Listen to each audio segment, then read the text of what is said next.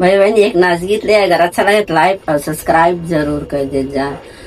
बेच के ना के नथियावा पिया डबरवा भैले ना, बेच के ना के नथियावा पिया डबरवा भैले ना, हो डबरवा भैले ना, बेच के ना के झूलनिया पिया डबरवा भैले ना।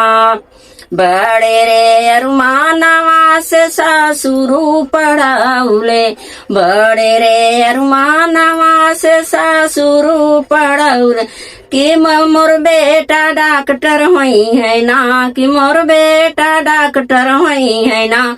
टूटी गा सासू का अरुमानवा राजा ड्राइवर भैले ना, टूटी गा सासू का अरुमानवा राजा ड्राइवर भैले ना, हो ड्राइवर भैले ना, बेच के ना के झूलनिया पिया ड्राइवर भैले ना।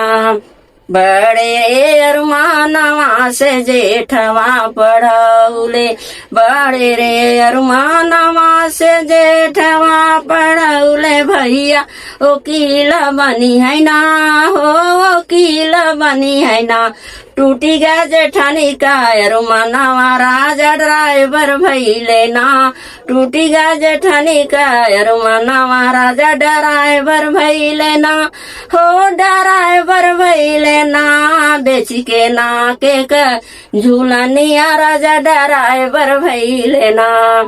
बड़े रे अरुमानवा से नाना दोइया पढ़ौले, नाना दोई या पढ़ौले, साला जज बनी है ना।